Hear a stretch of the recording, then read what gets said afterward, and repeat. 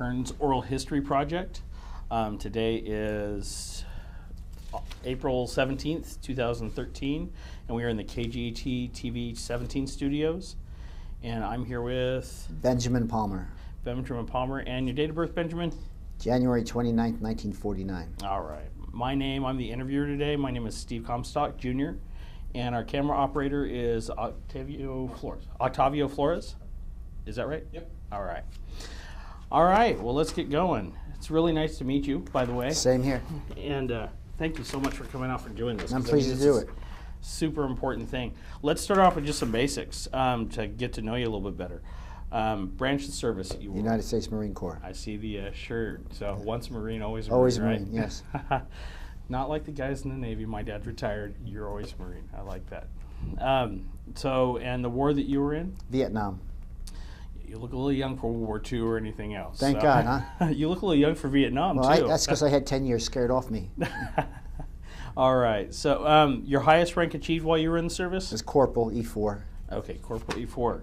And let's see, where did you... Well, tell me a little bit. Let's start off. Where did you start off with boot camp and everything, Well, and how you served, where you served? Joined the Marine Corps when I was 17. And when I was 33 days after my 17th birthday, I went to boot camp in Parris Island, South Carolina. And I did IT Infantry Training Regiment in Camp Lejeune, North Carolina. Then I went to Memphis, Tennessee for my aviation training, I was there almost a year. And then I did my last 2 years in Vietnam. So aviation training, what did that consist of? Everything from basic mechanics up to jet engines, and then on to helicopter school. Wow, helicopter school. So what did, all right, so we know that you served and you went through aviation school. What did you do with that afterwards? I mean, what did that have you doing while you were out in the field? Well, I was a crew chief on a CH-46 helicopter, tandem rotor helicopter, Boeing. Wow. Which is, people who don't know helicopters call it a Chinook. A Chinook, But it's not a Chinook. It's the forerunner of the Chinook. Okay. When Boeing made that aircraft and they pitched it to the military, everybody liked it as it was except the Army. The Army said, we need something bigger. And so they made the Chinook for them. So they went for the Chinook. But the Army, Navy, Air Force, I'm sorry, not the Army, the Marine Corps, the Navy, the Air Force, and the Coast Guard all had 46s. The Army had CH-47s. And that stands for, the C is for cargo. Okay. The H is for helicopter. Okay. Let's see. I'm going to go on to a different... I want to get you going and telling us a little bit. All right. You want to know why I joined? That's actually the very first question I wanted to ask. So what got you to join? For one thing, I come from a very poor family. And they didn't have these programs they have today for paying your way to college. If you went to college, you could get a deferment. But you had to go to college on your own, in most cases. I mean, the government wasn't going to pay your way. I was poverty-stricken. I joined the Marine Corps to get out of poverty, to have food and a warm place to sleep, and hot showers. I knew I was going to Vietnam anyway. I was going to be drafted in another year or so anyway, because I wasn't going to college. And I used to watch the 6 o'clock news when it was only a 15-minute event instead of the production they make today. And I used to see Marines on H-21s and H-25s, which is the forerunner of the CH-46. Okay. I used to see them behind that machine gun, and I said, if I'm going to go to war, that's the way I'm going to go. So you went on your own. So, yes. Plus, a lot of my friends were Marines from New Jersey. I actually went to Parris Island as a civilian to watch one of my friends graduate. So I walked through the training with them, so I knew what it was all about. Okay. So you enlisted from New Jersey? From New Jersey, yes. All right. Now, why did you pick the Marines over, say, the Navy or the Air Force or the Army? Well, like I said, I had a lot of friends that were Marines, older guys, my friends' brothers. Mm-hmm. Plus, I grew up, on the sands of Iwo Jima and all that, Right. And, I just decided if I was going to go, I was going to go with the best, I mean, some people will argue with you, but, at the time... They can try and argue. Yes. All right. So what do you recall about your first days of service? First days of service, you mean from boot camp? Yeah, when you first got into the military, was it what you were expecting? I mean, was What was it like? You know, Well- going from that civilian life, you're just barely 17, and stepping into a It's Marine intense. boot camp. I was basically raised on the streets of New Jersey. Right. I was like my own boss from an early age, and it was completely 180 degrees out of what I was used to. But I knew what to expect, like I said, because I went there, Right. and I knew I was going to do it. And all my friends said, just shut up, do what you're told, and don't volunteer for anything. And that's what I did, and I was really glad. You know, when I got through it, I was really glad. I felt like I'd done something, and plus I told everybody I was going. Right. If I had failed, if I flunked out, I'd have been embarrassed. How did your family feel about that? You know, because there's so much anti-war sentiment coming up at this point, and you know, you're volunteering instead of waiting to get drafted. How did your family react to that? They understood it. They didn't. My father was a World War I era vet. Mm-hmm. His claim to fame was he kept the Kaiser's men out of Texas. But he was a military man himself, and my sisters, you know, they all worried about me, but they knew I was going. I talked about it at an early age. They supported me. They sent me care packages. And when I finally came home, they had a big banner over the doorway, "Welcome home." Well, that's awesome. Let's see. Let's go back to your boot camp. Do you remember any of your instructors? Oh yes, I remember tell me a all. little bit about I that. remember I had 3 instructors. My senior instructor was a piece of work. His name was Staff Sergeant Davis. He was a Korean War vet. He only had 1 lung, and he smoked Camel cigarettes. Or Luckies, I can't remember. It was one. It was without the filters. No filters, right? And when we ran, he ran backwards Oh, and yelled at us. So, you know, I figured if that 1 lung bastard can do it, I can do it, you know. And then I had 2 other instructors, Sergeant Swecker and Sergeant Lindsay. And Sergeant Swecker was a Southern boy, and he was inspirational. The 3rd guy, I just soon not talk about. all right. I have nothing nice to say about him, so I won't say anything. So, I mean, what did you find this a difficult thing to get through? I mean, you said it was 180 Well, degrees difference what you were doing. What but- was different about it was somebody telling you what to do all the time. You know, the Right. control. As far as the physical stuff, Right. I leaped from roof to roof, 3-story buildings. I dove off of tugboats in the Arthur Kill between Staten Island and New Jersey. I swam to Staten Island from New Jersey, 2 miles across the Arthur Kill. The physical part didn't bother me at all. Plus, they fed me, which was a lot more than my family did. So, you know. Oh yeah. Well, coming from poverty, I mean, having Yeah. 3 squares a day. Exactly. And, you know, making that had to be a good thing. Do you know, in training, in Marine Corps boot camp, you have no time to yourself. You're controlled the whole time. But when I got into Memphis, Tennessee, where your free time is your own, I used to sit on the end of the bunk and just stare at the floor and I was amazed at how clean and everything was. Shiny floors, clean sheets, hot showers.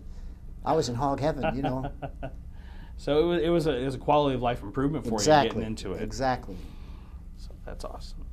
All right, so let's talk about when we moved out of the training and where did you go right out of training? I know that you said after boot camp, Well, you know, after you went into the you went into the infantry training regiment, then you go home for 30 days leave back to New Jersey. So what did your family think when you came back? Oh, they Family were all friends? proud of me. You know, they were dragging me around, showing me to their friends at the bar and whatever. You know. Did they see a big change in you after boot camp? I mean, as far well, as demeanor I put on and- weight. yeah. I went in at 125 pounds. I graduated at 155, Oh, wow. and I thought I was, you know, I thought I was muscular. I see pictures of me now. I realize what a skinny little. In fact, my friend from Massachusetts, when he tried to contact me, he called my son's because my son has the same name, Benjamin. Mhm. And when he found out that I was Ben's father, he said, "Is he still skinny?" Not so much anymore. Oh, wow. Okay, so you get done with, you go to infantry training, and was that a big difference after having? No, it was the same thing. It was running Okay. around and throwing hand grenades. And the only thing is, since I was aviation, instead of doing it for 6 or 8 weeks like the infantry did, I did it for, I think, 3 weeks. Okay, But you familiarize yourself. All Marines are infantry right. if the proverbial poop hits the fan, you know? So you have to know all the weapons. So when you went, and then you went into the Navy flight Navy aviation training. Yes. Aviation training. And what was your role on the helicopter? Well, when I started out, everybody starts out as a novice. I Right. was what they call first mechanic. Okay. You have the pilot and the co-pilot, which they don't fly the same aircraft all the time. But the crew chief and the first mechanic and the second mechanic, if you have one, they're assigned, that aircraft is assigned to them. And you're responsible for all the maintenance on it. So in combat, you fly it all day as long as it'll fly. In combat, they extend maintenance periods out of necessity. Right. But when it actually has to be done, then you stay up all night and do it. So many times you don't sleep much. You're sleep deprived. And you're pulling people out of the jungle and doing things to save people's lives, and you're half asleep. You know? Wow, But I you can do it. imagine. I mean, they make sure the pilots get some sleep, but the guys that are making sure the thing flies, Yeah, you no. guys are These are fixing it at night and flying it during the day. We always come in last. Listen, the pilots and the engines both had armor on them, but the guys in the back had no armor. Oh. And a helicopter, you could take that pencil and push it through the skin. They're not. Oh, wow. They have to be light to fly. And getting back to the sleep issue, Yeah. I had days upon days where I would lay on my stomach looking out the hellhole and talk the pilot down into picking up a load and get him up in the air. And once we cleared the ground, I'd go to sleep with my head hanging out the hellhole. And then you go over the hill to where you're dropping it, and the inrush of air would wake you up, and then you'd talk them down. Because, I mean, Wow. you're up all night, you know. That's surreal. That really is surreal. Okay, so you went through that, and then let's get to you were shipped overseas. Yes. Um, Well, actually, I left out a step. I was Okay. stationed in California here. oh, In okay. Santa Ana, California. Oh, that's right. They sent me to El Toro, and I'd never been to California in my life at the time, so I didn't realize that was the wrong base. They looked at my orders. They said, "You're a helicopter man. You don't belong here." That was jets. So they put me on a bus and sent me over to Santa Ana. Mm-hmm. And I went into HMMT 302, which stands for Helicopter Medium Marine Training. They train the pilots and the crew members. That's how they got trained in that squadron. You know, you pick up cement blocks, Mm-hmm. and you pick up stretchers, and the pilots learn how to hover and all that. And you do machine gun firing, you know. They teach you everything you're going to need to know your job before you go into a regular squadron. And then they were forming up some squadrons to send them to Vietnam, but I didn't wait. I wanted to go. They came in and said they were looking for a couple volunteers to fill some slots in one of the squadrons already there. And my friend from Massachusetts and I raised our hand. We broke the rule about volunteering. And we went over as individuals and joined HMM 165, which was at the time stationed at Phu, which was not that far from the DMZ, and it was right outside of the city of Hue. The imperial city of Hue was on one side of the river, and as far as I can remember, that was called the Cam Lo River, but I'm pretty sure it was the Cam Lo. The Cam Qua Lo. Viet, I was near the Qua Viet, that was further south. One of them they called the Perfume River, and I don't remember if it was the Cam Lo or what. It's been 40-some years, you know. Right. But on one side of the river was the town of Phu and the base of Phu, and on the other side of the river was the imperial city. Wow. Okay, so you're in Vietnam.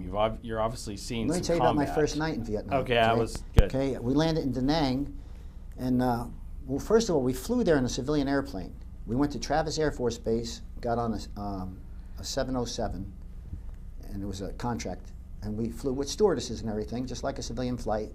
We landed in Da Nang at night. I went over to, they said, Marines go over there, you know. I went over there, and they said, oh, you're going to Phu, and they stuck me on a helicopter. I think it was a 53, CH-53, and they flew us up there.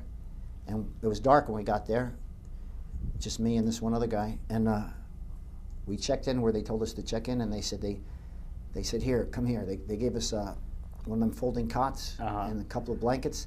And they said, see that tent out there? You stay in there for tonight, and we'll set you up in the morning. And it's dark, and the roads are muddy, and there's no lights. And I didn't know where the perimeter was. I was scared. I had no gun on me. You know, if they give me a gun, you know, a Marine's happy as long as he's hugging a weapon. But me and this guy, that I didn't even know. It was just somebody.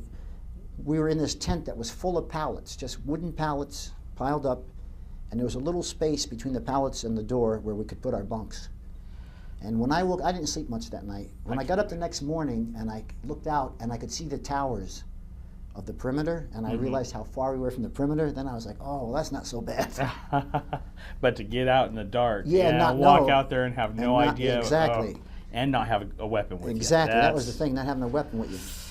That's not a very good feeling for your first night. Okay, let's see. So from there, did you saw combat? From there, it was combat was like immediate. I was already qualified. I was already a qualified air crewman when I got there. I didn't have to do any of the paperwork. You know, you got to do paperwork to do everything. I had what they call a flight jacket, Right. which is not the coat. It's Right in the your folder file. in my folder. So I was qualified. So they made me a first mechanic with a guy from California here whose name was Leslie Van Houten. I'm sorry to say that what's his name, Charles Manson, kind of ruined that name because one of them girls was named Leslie Van. But this was a tall blonde. He was a corporal like myself from, I think he was from around Anaheim or someplace. But he was the crew chief. He was 6'7". Wow. And I was his first mechanic. And it was like within days I was out flying combat missions. That had to be very surreal to go through all this training and then just a few days within getting to Vietnam, seeing the real combat. And are there any combat missions or days that just really stand out in your mind? A couple of them, but one of them that I like to tell, I've already told this on film to somebody because it's so amazing. Okay. Just like with those numbers we were talking about, right? Right. On my second tour, the first tour, all the action was up in around Khe Sanh. I'm sure you heard of Khe Sanh. Oh yes. Well, Khe Sanh was surrounded, and the only way that they kept alive was us helicopters and NC-130s coming in and bringing ammo in. Right. And the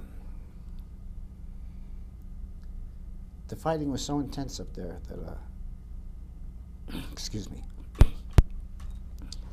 we couldn't bring the bodies out on a regular basis. You know, they saved the bodies till, you know, they had those ceasefires and stuff. Right. But anyway,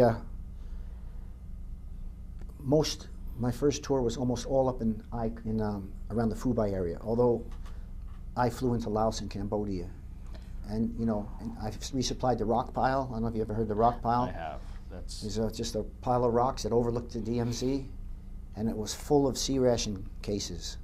We brought the Marines. It was Marines that they had a little wooden platform that was designed for an H-34, which was the Sikorsky helicopter the Marine had. It's smaller. a smaller helicopter. Well, it's bigger than a Huey, but smaller Right. than a CH-46. So we didn't have enough room to land there. We used to just put our two wheels, back wheels down, and the front hung over the precipice, you know. And when they were done with their C rations or their ammo, they just threw it off the side. It looked like a huge garbage dump, sorry to say. But that's what I did the first tour. We started just about a story. See, I get sidetracked. Okay, so the second tour, after we broke the siege at Khe Sanh, we killed like 60,000 of them people up there. I mean, it was amazing. But we broke the siege finally. So then they went around through Laos and Cambodia and come out on the southeast side or southwest side of Da Nang. And that area was called Arizona Territory. That's what the Marine Corps called it. And the heart of it was called Dodge City. So that'll give you some idea. So they had a little Marshall matting. I don't know if you know what Marshall matting is. Yes. It's steel that they lock it together like an erector set and Right. it makes an instant airfield. Mm-hmm. They had a little Marshall matting pad out there with a ditch at one end where the grunts, we called the Marine Corps infantry grunts, they would sit down in the ditch. We would come in, lower the ramp, and they would run in and then, You take well, off. that particular LZ was right below a ridge line. Yeah, I don't know why they do things like that, but Wow. you know, they still do it in Iraq. I've seen the film. They put the Marines down there and the enemies With up a- there. But anyway, I went out there with, I was the lead bird. There was three of us. Usually you fly in formation, you have a lead bird and then one or two wingmen. And I was lead bird and we had two wingmen. And we each had like 8 infantry men with their full pack that was going in there. We sat down and lowered the ramp, and these guys got out, and we took off and made a turn, and we weren't a couple hundred feet in the air, maybe 300 or 400 feet in the air, and a mortar round landed right between them, and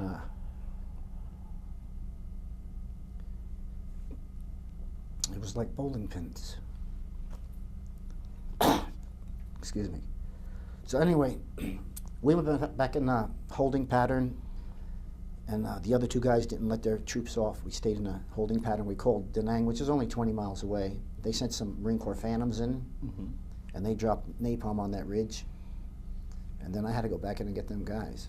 And they were all dead, but 3 of them, I think. Wow. But the first guy they brought in, his legs were blown completely off. He was he was younger than me, or my age at least. But the legs were blown off so clean they weren't bleeding. They were just little mud, like blood and mud. Right. And they set him down between me and my gunner, and he kept kissing the St. Christopher's. He almost choked on it. I had to pull it out of his mouth. And he kept reaching for my gunner, and my gunner was skittish. The gunner, in the Marine Corps, you don't have the same gunner all the time. They take somebody at the shop. You might fly a guy from electric shop for 2 hours and then come back and refuel, and he'll get out and another guy. So they're not quite as combat hardened as us guys that stay on the airplane all the time. So he wasn't ready to see Yeah, what so he saw. so he was kind of nervous, but I made him sit down. I said, "Don't worry about your gun. You can't talk on the heli. It makes so much noise you can't talk. It's all sign language." I set him down. I let him hold this guy's hand. I said, "Your gun's okay. I'll take care of it. If we take fire, I'll use your gun." So we dropped him off at a medical facility they had outside of Da Nang, like a MASH unit, And I just went about my business. It was just one of the things that happened 10 times a day. Wow. But a year later, when I got back to New Jersey, my friend Bobby Breen, who was also from Elizabeth, New Jersey, he was a grunt. He was the Marine Corps, but he was infantry. I supplied him on some of his operations. I used to wave to him as I left him there. But anyway, we were in a bar. We're all 21 years old, Friday night, Right. all back from Vietnam. And I said, "Hey, Ben, I want you to meet this guy." He took me down to the end of the bar, and there was this drunk, okay? And he was had 2 wooden legs. And he kept falling back, and his friend kept grabbing him by the shirt and pulling him forward, He said, "This is another Marine. He lost his legs in Nam and all this, So I got talking with the guy. And to make a long story short, he was that guy. Same guy. He was from my hometown. And to this day, I don't know his name. I met him in the bar. I said, "How do you feel about you losing your legs?" And he said, "I'm just glad to be alive." And I had to grab him because he started to fall. But, you talk about Right. coincidence. Small world. This guy was from my home, and I still don't know his name. I called my friend Bobby, and he remembered the guy, but he couldn't remember his name. Wow. So that's an interesting. That's very interesting. Things like that happen story. all the time. Wow. Well, I want to give. We talked outside a little bit about your awards, your citations. How what did you? Well, I've got there. I've got 31 air medals basically. 29 is for meritorious achievement, which means every 20 combat missions that you come back from, you get an air medal. So I have almost 600 combat missions. I have 2 for heroic action, which I don't remember what it was for. It was hoisting people out of some garbage, while getting fired upon. And of course, I got the Vietnam Service and the Vietnam Campaign ribbon, the National Defense ribbon, and what I'm most proud of is I have what they call Navy Air Crew Combat Wings. Of course, we call them Marine Corps Combat Wings. Right. But to my knowledge, they're the only wings in all of the military that you have to be fired upon to win. At least in the Marine Corps. I don't know how the Navy hands them out, but the Marine Corps in Vietnam, you had to be at least 3 operations when you were shot at. When you took fire, plus the 20 missions. Right. And then you got your combat wings. And I've earned those things. I was going to say, with six almost times. 600 flights, that's But a lot of missions. I wear them all the time. They're, like I said, they're not everybody gets them. Right. Well, you should wear those. I mean, that's something to be proud of. So you were lucky enough to get out of Vietnam without any physical injuries. Everything's here. How did it affect you, Well, other than physically? I mean, we talk a little bit about the PTSD, which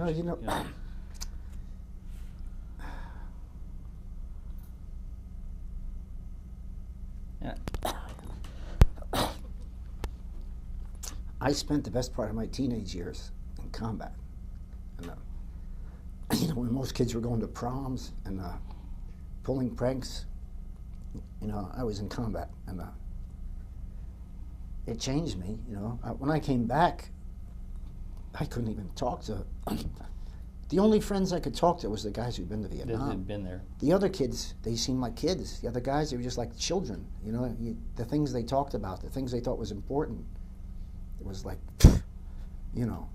just silly. It changed me. I spent the next 40-some years, I never had a career. I just had a series of meaningless jobs. And I probably wouldn't have had them if I didn't have kids. But, my children forced me to focus. And it's nobody's fault. I'm not complaining about it, but Well, it definitely changed me. yeah, I don't think you can discount though what you've done with your kids. I mean, that's a job all by itself. Oh, yeah, So going over there had a dramatic Hey, impact. you have to excuse me for 1 second. I have to get a tissue. I'll get it. Oh, okay. I'm still hooked up. I'm sorry. My nose is starting to run down my face. I'm sorry about that. That's all right. That's why, a lot of people, you hear Vietnam veterans' families tell them, they say, he don't want to tell me what he did over there. This is the reason why. Right. Because, the Tom Hanks film, A League of Their Own, where he says there's no crying in baseball. Right. Well, there's no crying in combat. Right. But Saying that's what I found with some people I know that don't want to talk about it is I think because it's such a personal it's very issue. emotional, Right. and it's like years of stockpiling tears, and now you can't hold them back. So what else you want to know? All right. Well, let's talk about hopefully some good memories from while you were there. While you were Let me just tell you one more thing Right. about guilt, okay? Okay. Most of us that survived feel guilty. And it's another reason why when your kids say, what did you do in Vietnam, you kind of nix them off, because for my part, I mean, to the enemy, we were birds of prey. And Right. to our own troops, we were angels of mercy. And I know that, and I know everything we did at the time was necessary, and I know I saved more lives than I ever took. But I used to take planes full of my aircraft, sometimes 20 guys, young, healthy men, and drop them into hell. And they went willingly. And then when you went to pick up what was left of them, and you feel guilty about it. Every time you see, when I first got back to the States, and I went to get some dental work done at the VA, and I sat next to a Marine. He was my age. He was blind, and I felt like, what the hell am I doing? I'm here trying to get my teeth fixed for free, and here's this guy's blind. He was with his mother, and you never, you never stop feeling guilty. a lot of coming back then is really trying to be a bit more at peace with what you have. I mean, the people that you left back there. Becoming more at peace with that, because you've got to think about not only people you dropped off, but all the people you took out of harm's way. Well, yes. The ones that you picked up, the ones that you did save, the guy who you made sure was taken care of as he was flown out and taken care of. And I know that, but Yeah. it still doesn't. Yeah. It doesn't remove the guilt. The guilt. And that wasn't my idea to put him in there in the first place. Right. And I'll tell you something else. If I built an an LZ, It it wouldn't be hand grenade distance from a ridge. below a ridge Yeah, line. exactly. But I had no control over that. I had to go along with a lot of things that I would not, on my own choosing, have done. I would have done it much different. Yeah. I left people behind where I would not have left people behind. It was I would have died trying to get them if it was just me. But I was just a corporal. Mm. I can't even I can't imagine putting myself in your place. So while you were in Vietnam, were you able to keep in touch with anybody back here with your family? I wrote letters and they wrote letters, but to me it was perfunctory. You know what I mean? I was totally focused on where I was and what I was doing. I had a girlfriend, excuse me, here in California, And I purposely broke up with her before I went. You know, I didn't want to be one of those guys that had to worry about, you know, getting a Dear John or something. I figured just, you be free and I'll be free. And if, you know, I had enough to do. I got a one-track mind. You wanted to focus on what was Exactly. in front of you, not. I knew where I was going. I knew why I was going. I mean, I volunteered. It wasn't, you know, and I was going there to do a job, and that was my top priority. Were you able to keep any connection with like your family Well, in Jersey? I wrote my family, like I said, they wrote me pretty regular, but That was. it was like something I took 10 minutes to do in a hurry so I could get it done, so I could go back to doing my work. You know what I mean? My sisters have shown me letters, and I know it's me that wrote it, but I have no recollection. I read it over and over, and I'm like, I don't remember saying that, but it was me, you know. Like I said, you were sleep deprived a lot, and availability was everything. In aviation, in combat, all they care is that the airplane works and that it can do its job, and they don't care whether you sleep or not. Well, in the time that you were there, almost 600 missions, I doubt you got a lot of downtime to begin with. No, I didn't get much. I got a couple of R&Rs.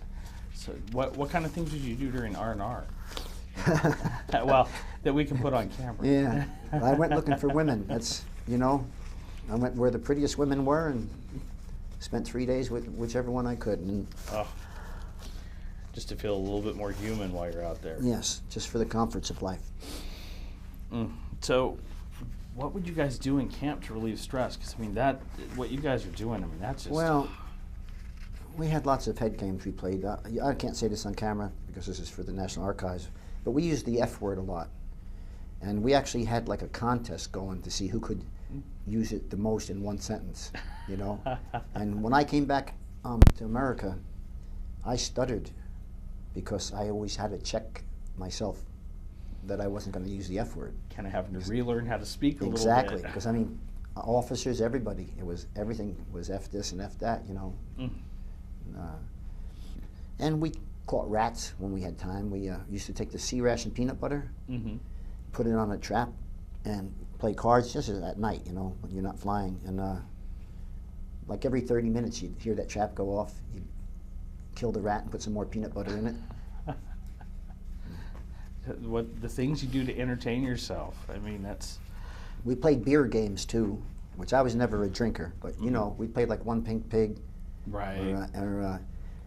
If we were in the EM club at night, which I didn't get to very often, but I was there a few times. If new guys come in, you know, they had the white heads. And EM enlisted men? Enlisted men, Okay. yeah. You could tell the boots, we call them boots, they just came from the States, they got that white hair. We would do things like one of us would take our jungle boot off and set it on the table. And you have to remember, we were ratty looking. We didn't shave Right. too much, we didn't get our hair cut hardly. All we worried about was keeping the aircraft going. Right. And these new kids would come in and we'd see them sitting around looking nervous. We'd take a jungle boot from one guy, take it right off your foot and put it on the table, fill it with beer, and we'd drink out of it. Just to make, you know, just to make them think we were animals, you know. Little things, you know. So how would these new guys react to something like that? You'd get a reaction out of them. You'd see them hitting each other going, wow, how long these guys been here, you know? Drinking out of their boots. Out of a used boot, yeah. that's- And you know, it had the little breather holes. The beer would be flowing out as you Flowing out. were passing it around, yeah. And so were there any, I mean, was there any like camaraderie as far as like pranks or anything like that within the camps or, you know, where you guys were? Did you ever do anything to get over? Anybody that's ever been in the military, there's always that going on. In Vietnam, though, you know, Not quite as much. it's too much work. You know what I Right. mean? It's you blow off steam when you can, but most of the time you're busy working, It sounds like it. one way or the other. Well, we talked a little bit out there. You say you have a lot of photographs. Yeah. What kind of stuff do you have in Well, those? mostly what I have is taken from the air. Mm-hmm. You know, I have a few pictures on the ground with like me standing in front of a captured weapon, you know. But mostly what I have is, you know, I could see a village burning, and I'd take a picture of it with my Polaroid camera. I had a Polaroid, which is a trip with the windows are all out of the helicopter. The wind's blowing. When you pull that thing out, you got to weigh it down. But I have a lot of pictures that you really can't see what I tried to photograph. It looks like the moon. Right. I Corps looked like the moon. The northern part of Vietnam, it was nothing but bomb craters, and the Vietnamese graves are round mounds. Mm-hmm. They're circular mounds. So you have the ones that are sticking up, and then you have the potholes, the bomb holes, bomb craters. It looks like the moon.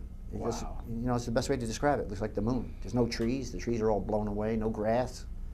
And you have to remember, they're firing every day. Every day, some ordnance is going off there. Do you find yourself looking through those photographs very much? No. I mean, no. When you were there, did you keep notes? Did you take a diary or anything like that? I wished I had, but I didn't. I was, like I said, I was. If I was awake, I was doing something. I was going to say if you didn't have enough time to sleep, you probably didn't have a lot of time to write. I regret that I didn't try to, because you know, I used to know all the LZs. You knew all the operations. Now it's fading. You know, I still remember the basics, but the specifics are starting to elude me. So I know the camera's not going to believe it, but we were talking out there about your age. I mean, you look really young for your age, but you were in Vietnam, so right now you're 64. 64 years Yes. old. So, wow. I don't drink, and I haven't done much drugs in my life. I be honest, if I had to be totally honest, I smoked my share of marijuana back in the day. But I go to the gym when I can, and I've always tried to stay active as I can. It looks like it's worked well for you. Let's see here. Okay, so we talked about some of the most memorable things. Are there any really good points, things that you really feel proud of while you were there that you'd like to, put on tape? Well, I was always proud to be a Marine, and I was never ashamed of I never did anything in Vietnam to be ashamed of. I never killed babies, or although people made you feel like that. One time I flew into an LZ. That wasn't an LZ. It was a little village down. It was in Arizona territory, but it was like in the southern extreme of it. It was a place I was only a couple. It was mostly grass and farms, and it was a big operation. There was more than just 3 or 4 of us. There was like maybe 12 helicopters. And as we swung in to land in this zone, it looked like a flock of geese. It was a bunch of children. And there was an old lady. It was either a school or a foster home or something like that, because it was a straw house there. Right. And there was 50 kids, I bet you. And this old lady was, well, she might not have been that old either, but right. She had the black teeth, and she had a look of despair on her face. And she was like trying to gather the kids under her. And I felt really bad at that moment, because I thought that they thought that we were going to harm those kids, and I would never harm a child purposely, unless they had a weapon in their hand and was pointing at me. Then I'd blow them away. Right. But no, I'm proud of the work I did over there. And we would have won the war if General Giap said if we'd have bombed one more day, they would have surrendered. One more day. So we never lost a battle. We lost the political war. We lost our own newspapers killed us. Our own newspapers. Our press got to us on this war. And I've experienced that personally, because when they overran Hue and we were trying to take it back, medevac and supplies took priority. We didn't care about no newspaper people. You know what I mean? They're like the last thing to worry about. Right. And they wrote some bad things about us because we wouldn't take them, because we chased them off the airplane to make room for something we thought more important. Medical supplies Yes. and things like Ammunition for our brothers out there. Things to support the troops Yeah. rather than inform Yes. what was going on. Wait, and I know that this isn't in my list of questions, but that's one of the things I really wanted to. I've talked to different veterans about with Vietnam is, World War I, World War II. There's so much pride in what we did, and then when the press really comes around and we have more access, kind of like now, suddenly soldiers such as yourselves that are going over there to serve and protect are demonized more than heralded. I know the other soldiers heralded you guys, especially as you said, the Angels of Mercy. How did that feel? When you came back, what kind of reception did you get? Basically, people ignored you. I was actually on an aircraft. I don't remember which time, but I was coming back from Vietnam. I did 2 tours there. It was probably between tours. and somebody sat down next to me. And back then, the airplanes had empty seats, if you can believe it. But you know, the government subsidized them. I flew first class most of the time, and I paid for military standby.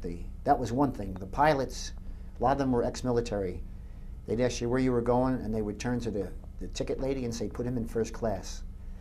But I had one person sit down next to me and said, hey, Marine, hey, where are you coming from? And I said, Vietnam. And that was the end of the conversation. They picked up their bags and they moved. But I've heard about people being spit on and stuff, but I wasn't. And I tell you right now, if I had been, I'd probably still be in jail. Okay? But, now, I know that you're part of support groups now, right? Yes. And Honor Guard. Do you think that part of that experience is, you know, besides being a Marine, once a Marine, always a Marine, do you think that's another thing that's helped keep you going as someone who helps support others Yeah. and everything? Yeah, all veterans, I respect all veterans. And you know who I feel sorry for more than Vietnam veterans? At least they know we're here. I mean, they treated us like crap, but we didn't shut up. Right. And a lot of the veterans' benefits that are being enjoyed today is because of the noise we made. Who I feel sorry for is the Korean vets. Even you just said World War I, Right, World War skip II. right over you don't Korea, even think about right. Korea.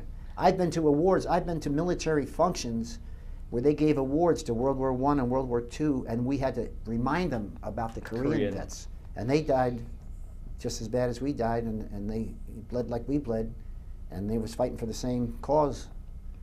And again, people just want to make like it didn't happen, you know? So let's get towards the end of your service. Do you remember when the day that your service ended? Oh, yeah. What was that like?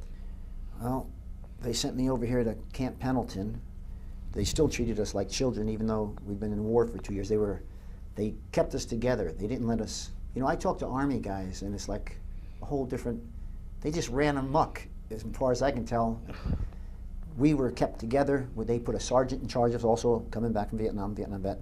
They kept us together and made sure that all our paperwork was done, and we weren't released until we were discharged. And then I got on an airplane and went home. I went back to New Jersey, where my family greeted me. And I did a lot of bar hopping on weekends for a long time. And after about, one of the stressful things was trying to find a job, you know. I was an aviation mechanic. I took $1 million helicopter apart and put it back together and just had people help me with moving parts. Right. But I had no paperwork. You know, that military service doesn't count. And I probably should have went to school and got my aircraft and power plants license, but I made babies right away. I came back in '70. By 1972, I had a son. And, you know, I worked as an auto mechanic and a warehouseman and a maintenance man and you name it, anything physical. And it was always stressful. Even now, if I had to put in for a job, and I don't like I don't like answering the questions. Right. I don't like the scrutiny. I don't like the fact that they make me take a urinalysis, you know? I mean, they treat you like you're a bad guy. Like you're a bad guy. Yeah. And I mean, I just don't like the whole process. I don't like having to try and prove myself, you know? So did they have the GI Bill, something like that? Yeah, they had the GI Bill, but you know, it was, everything had limitations. Right. Like I said, I started making babies right away and I had to feed them. I did whatever I could to feed them legally. Then when I got divorced and my wife got the children, New Jersey was a totally at the time, I mean, as a male, you had no chance. I don't care Right. if your wife was a criminal, Right. as mine was. She's going to get She got the kids, okay? So I forgot what I was talking about. We were talking about the GI Bill. Oh, the GI Bill. So I married a woman, God rest her soul, who's dead now. She was probably,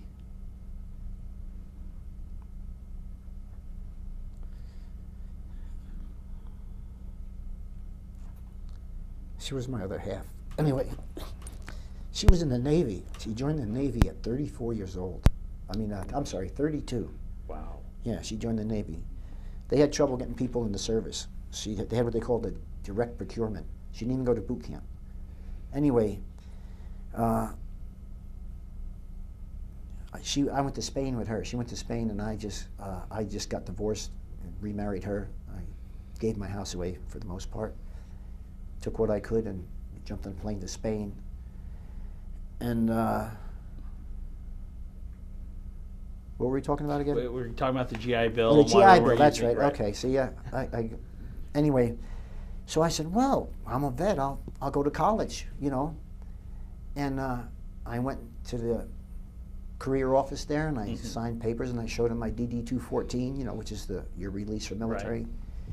And they said, oh, gee, they come back, they said, you know, you had a 10-year limit, and if you didn't use it within 10 years, and I was like, and then they told me, they said, if you had come back as a dope addict or an alcoholic, and I said, why didn't you tell me that first?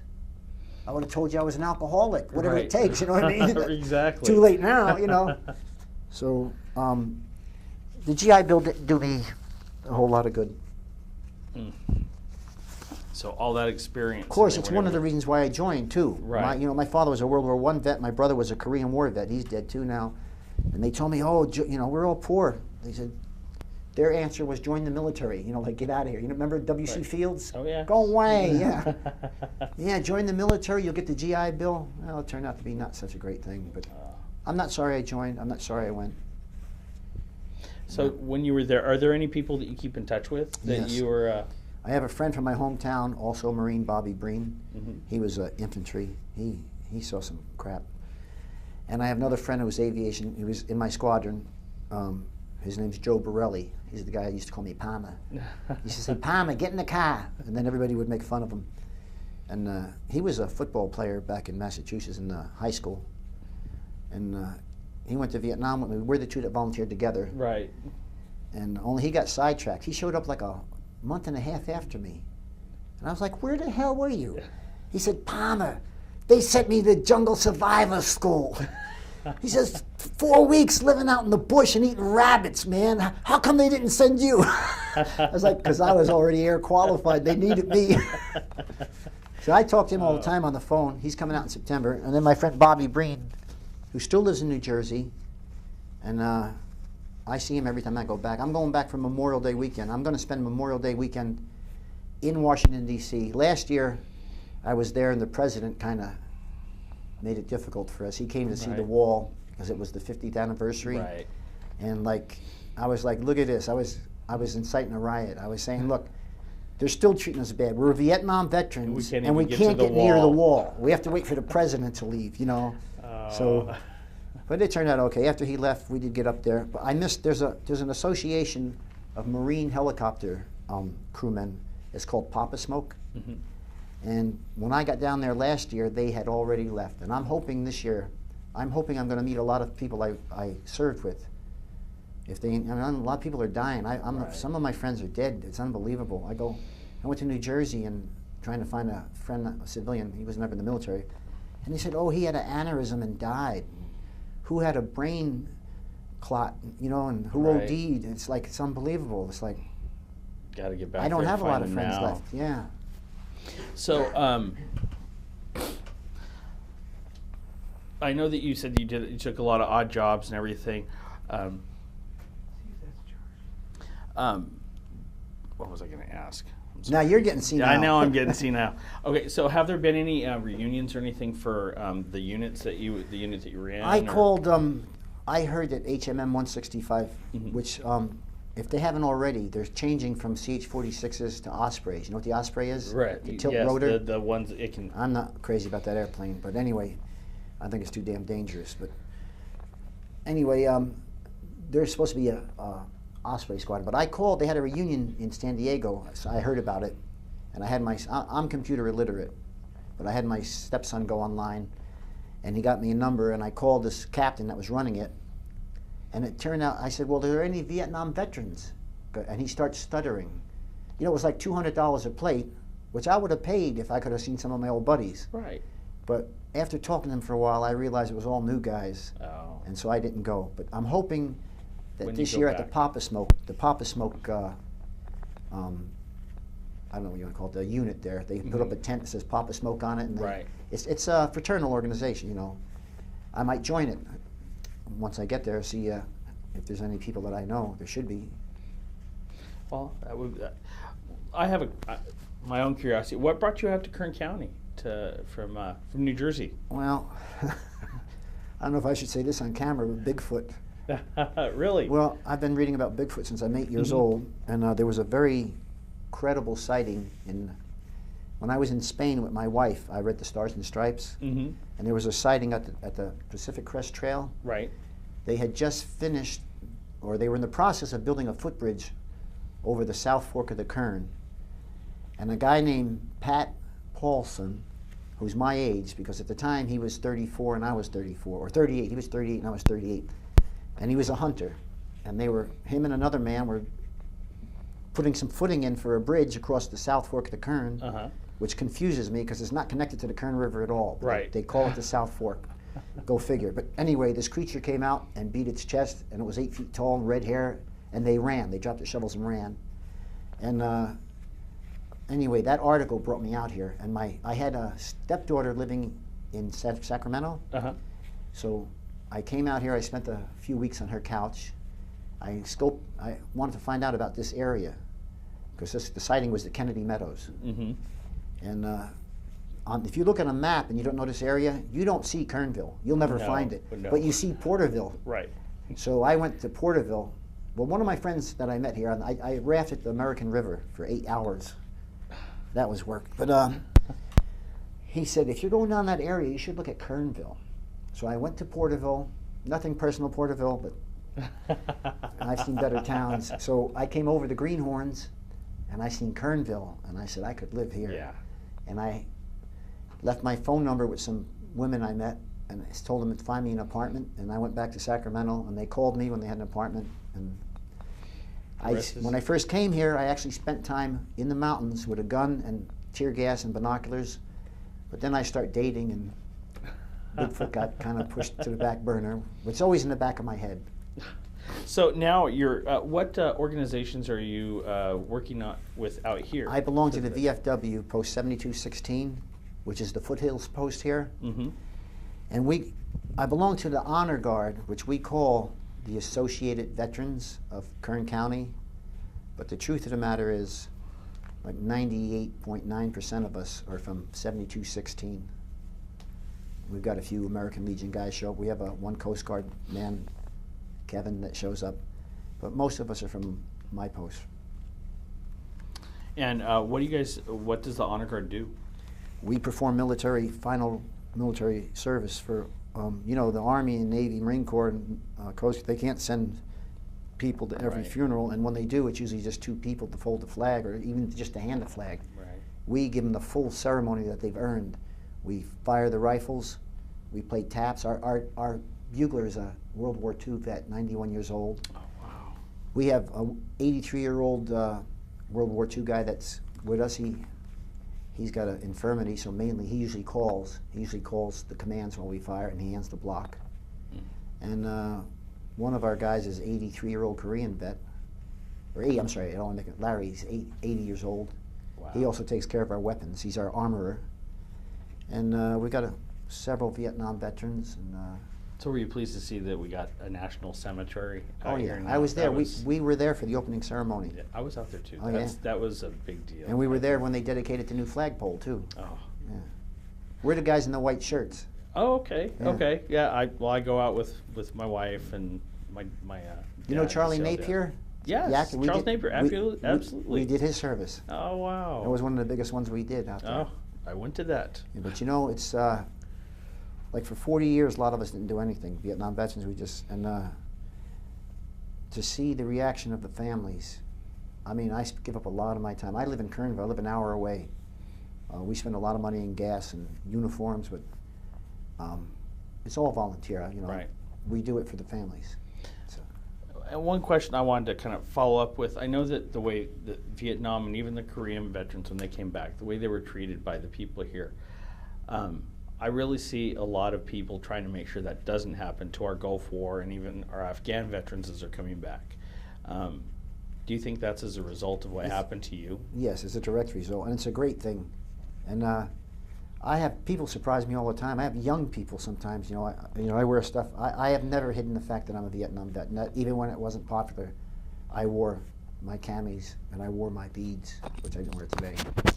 But You know, I figured anybody who didn't like it could kiss my butt. You know, I never hid from the fact, and it's heartening to see, but at the same time, you know, a 20 or 21-year-old man returning from war to his country. It's great that they're welcoming us now. It's not the same. It's not the same as when we expected it. Right. But it's water under the bridge. What are you going to do? I appreciate Well, the people that do it now. So is there anything else that you'd like to get on camera, to get on record, that you'd like people to think about? Well, it's been said 100 times, but it's the truth. Regardless of your political party or your feelings, people crack me up. They say, "Oh, I'm anti-war." Well, this country was bred in war. Right. Without war, this country would not exist because there's always somebody who wants to take what you have. I learned at an early age, sometimes you got to pick up a brick and hit somebody in the back of the head with it, or you're going to lose your belongings. You know, and it's the same thing. All these, what do you think they're setting off bombs like in Boston? Right. They want to take what we have, and there's some people in this country. They call them liberals, I think. And, they think that you can just talk your way out of everything. They forgot about what happened in Germany, World War II, when everybody tried to appease Hitler. And they tried the same thing after the first Gulf War. Oh, leave Saddam alone because we don't want to upset the apple cart. Right.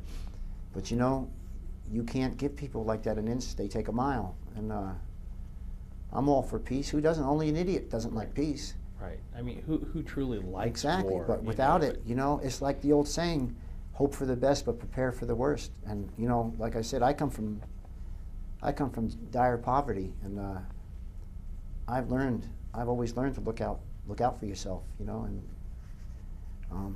it's a shame. I'll tell you, the sad thing is, I wish they didn't do away with the draft, because this country was founded on volunteerism. Okay, volunteers put up each other's barns. Volunteers grabbed their rifles and ran when the British were coming. You know what I mean? And Right. to just try and make a professional army is the same thing Rome did. Rome lost the republic once they did away with their volunteer army. Right. I don't think it's too much to ask. Service for the things. A couple that of we years of get. service for the things you get, but a lot of people are sitting back sucking up the juice, getting fat, and there's less than 1% of the population of the United States is in defense. And it's a sad statement, and I think our forefathers would be shocked. And I don't think anybody should have to go against their conscience. There was a time when you could be an ambulance driver or something. You can serve without picking Exactly. up a gun If you have can't to. kill somebody, I'll do it. You go do something else. But, Absolutely. I don't agree with the all volunteer service, but in today's economy, it would probably be impossible to bring the draft back. Right. Well, is there anything else you'd like to bring up?